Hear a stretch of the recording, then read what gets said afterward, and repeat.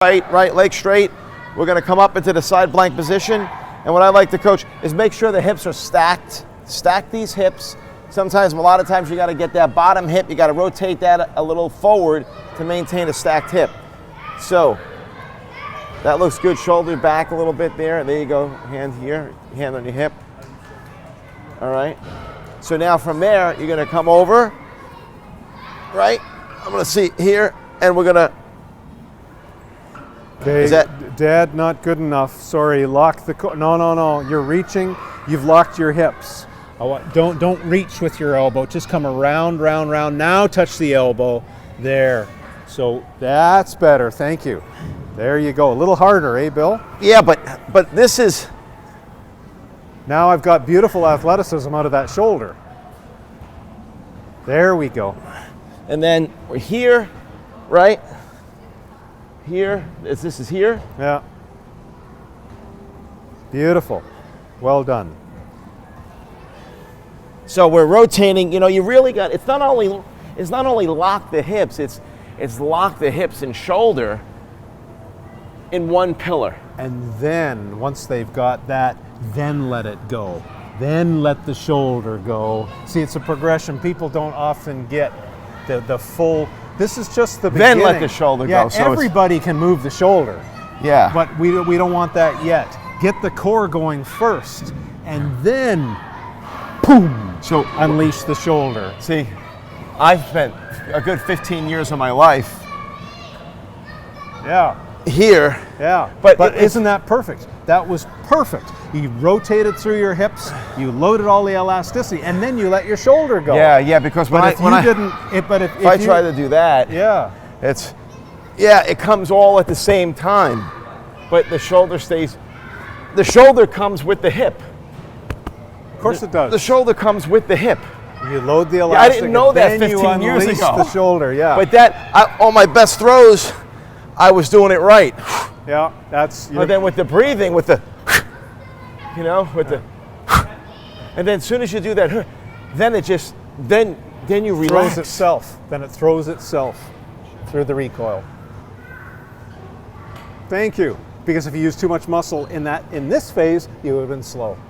So you load it all up, boom, and then let the springs. Almost you don't even think about throwing almost. If you're good, that's true. I mean, all you think about is that initial pull, that initial pulse, and then you just, it's like let go. It's like let go.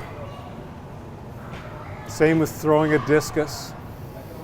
It'll throw itself. And the same with sprinting. It's almost. See, that's a one repetition execution.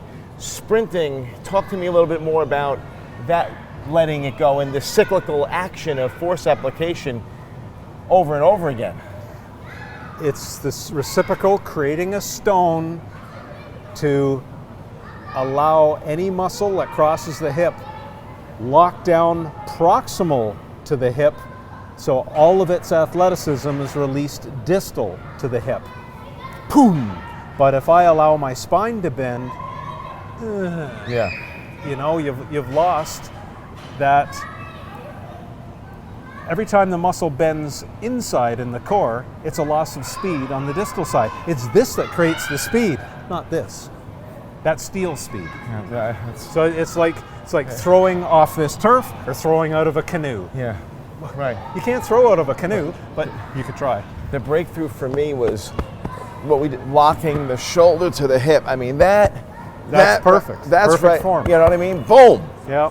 I mean, it's the same thing with if I'm here, it's with the baseball. It is exactly. It's this, and then you come around to here, and then you let the shoulders and arms go. It's right there. It is. Boom, and the shoulders. This is all golf swing too, right, by the way. This is all locked in.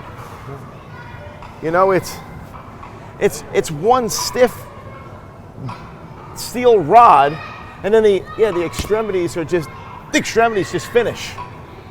If you think about, it's very much mental, neural kind of priming and neural disconnectivity of locking this down. All right, guys. You know, I'm having some really good breakthroughs.